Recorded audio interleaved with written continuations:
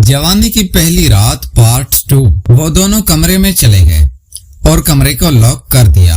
अब मैं इंतजार कर रहा था कि जल्दी रात हो और मैं अपनी बहन के पास जाऊं। मैं अभी यही सोच ही रहा था, मुझे मेरी अम्मी ने आवाज दी, कहा जुबैर बात सुनो, बाइक बाहर निकालो और मुझे एक जगह नौकरी के लिए इंटरव्यू देने जाना है। मैंने कहा अम्मी रात के इस वक्त किस जगह जाना है? मेरी अम्मी कहने लगी, एक तो तुम सवाल जवाब बहुत करते हो, बाहर चलो मैं बताती हूँ। मैंने फिर टी शर्ट चेंज की क्योंकि टी शर्ट थोड़ी मैली लग रही थी और फिर मैंने बाइक बाहर निकाली। मेरी अम्मी अब अबाया पहन के आई और मेरे साथ बैठ गए।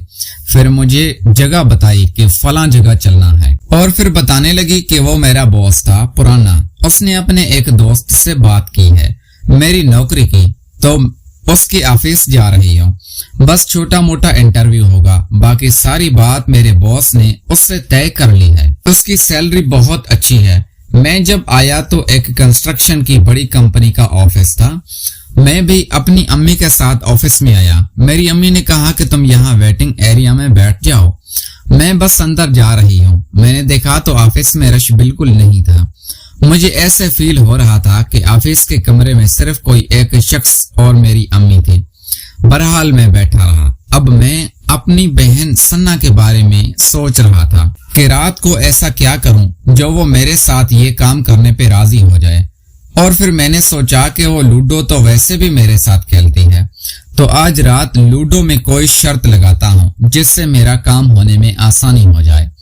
अब मुझे यहाँ बैठे हुए आधे घंटे से ऊपर गुजर गया। मेरी अम्मी नहीं आई। बाहर एक गार्ड बैठा हुआ था। मैंने सोचा कि जाके गार्ड के साथ बैठता हूँ। फिर मैंने जाके गार्ड से पूछा, मैंने कहा यार ऑफिस में कोई काम नहीं करता क्या? तो वो कहने लगा करते हैं लोग, लेकिन इस टाइम ऑफिस ऑफ हो जाता है। आज पता नहीं क्या हुआ साहब को। अब शायद उसके गार्ड ने मुझे अम्मी के साथ आते हुए देखा नहीं था। फिर वो कहने लगा कि हमारा सेठ बहुत अयाश किस्म का बंदा है, आज लगता है फिर उसके पास कोई शिकार आया हुआ है। और सेठ के पास जिस दिन शिकार होता है वो उसी दिन इतने बजे तक बैठता है, तो वो ऑफिस ही बहुत कम आता है। जो मैं सोच रहा था यहाँ भी वही हुआ। ये भी मेरी अम्मी के दूसरे बॉस की तरह ठीक इंसान नहीं था। और फिर वो गार्ड मुझे बताने लगा कि यहाँ आप क्यों आए हैं। फिर मैंने उससे झूठ बोला। मैंने कहा मेरी एक रिश्तेदार है, उसने यहाँ नौकरी का इंटरव्यू देना था, मैं बस उसको लेके आया हूँ। तो फिर वो कहने लगा, अच्छा अंदर तुम्हारी अभी रिश्तेदार गई है? मुझे पता नहीं था कि वो तुम्हारी रिश्तेदार है। वैसे तुम एक मशवरा दूं, अगर वो तुम्हारी करीबी रिश्तेदार है ना, तुम उसको इस ऑफिस में काम करने से मना कर दो, क्योंकि यहाँ तो सबको पता है कि हमारा बॉस कैसा है। जितनी भी लड़कियां यहाँ पे काम करती हैं वो सब बॉस के साथ सेट हैं। फिर मैंने दिल में सोचा कि अम्मी को मैं इस ऑफिस में नौकरी नहीं करने दूंगा। और फिर मैं गार्ड से उठ के वापस वहां जाके बैठ गया जहां मुझे अम्मी छोड़ के गई थी। अब अम्मी को अंदर आते हुए तकरीबन 1 घंटा होने वाला था। फिर मैंने सोचा कि मैं अम्मी को कॉल करता हूँ। मैंने जब अपनी अम्मी को कॉल की तो मेरी अम्मी की आवाज आगे से अजीब सी थी, उसकी सांसें चढ़ी हुई थी। मुझे कहने लगी, बस 2 मिनट जुबैर मैं अभी आती हूँ। अब मुझे शक हो रहा था कि पता नहीं पहली ही मुलाकात में वो काम तो नहीं हो गया। फिर मेरी माँ ने फोन बंद कर दिया और 10 मिनट बाद वो ऑफिस से बाहर निकल रही थी, अपना हुलिया सेट करते हुए आ रही थी। मुझे ऐसे लग रहा था कि जैसे अभी किसी ने मेरी अम्मी का हुलिया खराब किया हो। और फिर आते ही मुझे कहने लगी, मुबारक हो जुबैर, मुझे नौकरी मिल चुकी है। औरतों को पता है मेरी सैलरी और तुमको पता है कि मेरी सैलरी कितनी है? 1 लाख से ऊपर हो गई। मेरे चेहरे पर कोई रिएक्शन नहीं था। मैं चुपचाप सर नीचे झुकाए गार्ड के सामने से गुजरा और फिर मैंने पार्किंग से बाइक बाहर निकाली। फिर मैं बाइक चला के रास्ते में आ रहा था। फिर मैंने अम्मी को बताया जो उस गार्ड ने बॉस के बारे में बोला था। अब मैं अम्मी को डायरेक्ट ये तो नहीं बोल सकता था कि आप अभी भी ये काम करके आ रही हैं। मुझे शक पूरा हो रहा था कि शायद अभी भी मेरी अम्मी उस बॉस को खुश करके आ रही है। फिर मुझे अम्मी कहने लगी, कोई बात नहीं, यहाँ सब ऐसे ही होते हैं और हमें क्या, उसकी जाती लाइफ में वो क्या करता है, हमें तो बस काम से मतलब है ना, मैंने तो काम करना है। फिर मैंने कहा آپ نے ویسے کام کیا کرنا ہے؟ یہاں پہ میری امی کہنے لگی زیادہ ہیوی کام نہیں ہے، بس کسٹمر ڈیلنگ ہے، کیونکہ یہ ایک کنسٹرکشن کی کمپنی کا آفس ہے۔ یہ لوگ بنگلو بناتے ہیں اور پھر ان کو سیل کرتے ہیں، تو جو بھی نیا کسٹمر آئے گا ڈیلنگ مجھے ہی کرنی ہوگی۔ اور میں نے سن رکھا تھا کہ اس طرح کے کام میں عورت کو بہت زیادہ کمپرومائز کرنے پڑتے ہیں۔ میں نے کہا امی یہ کام ٹھیک نہیں ہے، آپ یہ جاب نہ کریں، آپ ایک کام کریں، آپ گھر بیٹھ جائیں، میں کوئی اچھی سی نوکری ڈھونڈتا ہوں، میں اپنی ساری سیلری آپ کے ہاتھ میں رکھوں گا۔ اب میں یہ نہیں چاہتا تھا کہ میری امی یہ کام کرے، لیکن شاید میری امی یہ کام کسی مجبوری سے نہیں اپنے شوق کی وجہ سے کر رہی تھی۔ راستے میں ہی غصہ ہونے لگی، کہنے لگی مجھے سب پتا ہے، تم دونوں باپ بیٹے ہو ہی ایسے، تم دونوں سے میری ترقی دیکھی ہی نہیں جاتی۔ بہرحال مجھے کسی کی پرواہ نہیں ہے، میں نوکری کروں گی۔ اور پھر میں خاموش ہو کے بیٹھا رہا۔ پھر میں نے امی سے راستے پر کوئی بات نہیں کی۔ گھر پہنچا تو گھر کے مین دروازے کی چابی میری امی کے پاس تھی۔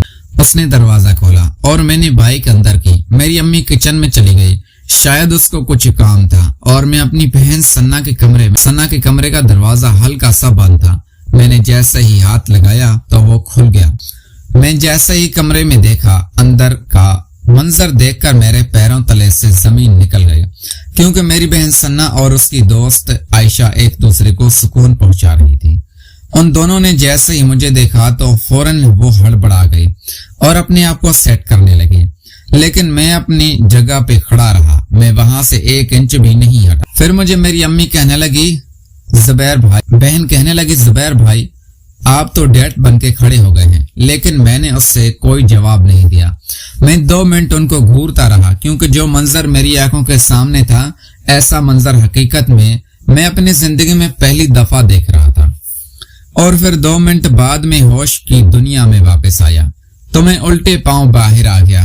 سنا کی دوست عائشہ جب تک واش روم جا چکی تھی اور سنا نے بھی اپنے آپ کو سیٹ کر لیا تھا۔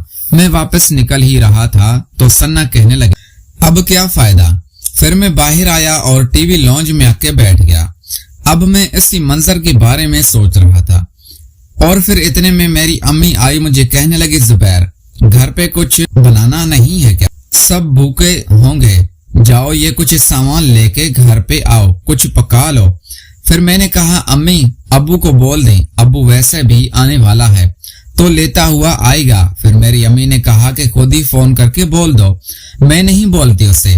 پھر میں نے چپ چاپ پیسے پکڑے اور امی کو بتایا ہوا تمام سامان لے کے آیا، لیکن میں یہ محسوس کر رہا تھا کہ میں ہوش کی دنیا میں نہیں ہوں۔ میرے ذہن میں بار بار وہی منظر آ رہا تھا جو میں اس کمرے میں دیکھ کے آیا تھا۔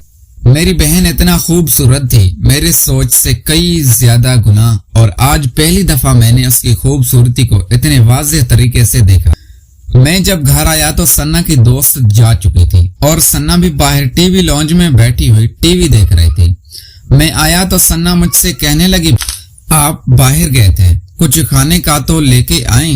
سنا کا فیس ریئیکشن ایسے تھا جیسے کہ کوئی بات ہی نہیں ہوئی ہو۔ میں تو بڑا حیران ہوا یہ روپ دیکھ کر۔ میں پھر اس سے گھورتا رہا، پھر میں نے اس سے کوئی جواب نہیں دیا۔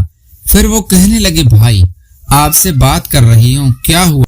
آپ کسی بات کا جواب نہیں دے رہے، کوئی بھوت دیکھ لیا ہے کیا؟ پھر میں نے کہا سنا اگر میں بھوت ہی دیکھ لیتا تو بہت ہی اچھا تھا، یہ جو میں نے دیکھا ہے یہ تو میری آنکھوں سے ہٹ ہی نہیں رہا۔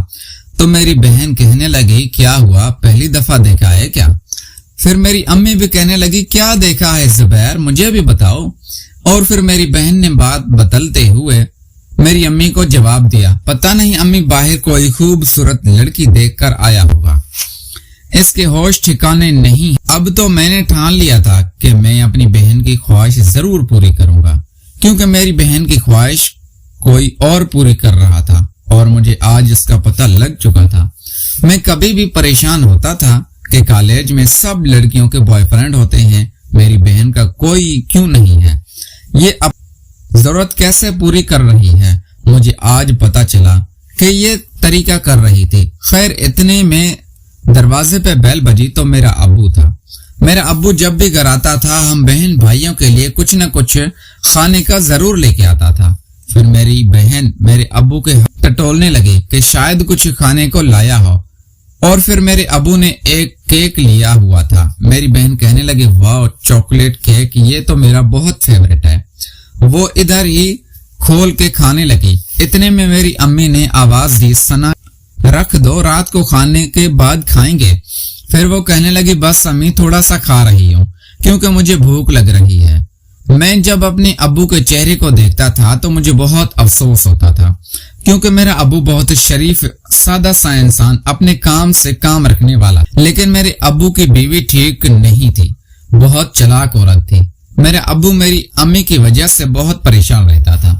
پہلے تو میں نے سوچا کہ میں ابو کو بتا دوں کہ میری امی آج نوکری ڈھونڈ کے آئی ہے، لیکن پھر میں نے سوچا کہ ابو یہ بات سن کے پریشان ہی ہوگا، اور وہ بھی تو میری امی کو روک نہیں سکتا کیونکہ میری امی اس گھر میں کسی کی نہیں سنتی۔ پھر اتنے میں میری امی آئی اور میرے ابو کو بتانے لگے پتا ہے آج مجھے نوکری ملی ہے، اور آپ کو پتا ہے میری سیلری کتنی ہے، 1 لاکھ سے اوپر۔ اب ہمارے گھر کے حالات اچھے ہو جائیں گے۔ لیکن میرا ابو بھی میری امی کی نوکری اور سیلری سن کے بالکل بھی خوش نہیں ہوا، اور یہ بات میری امی کو بھی پتا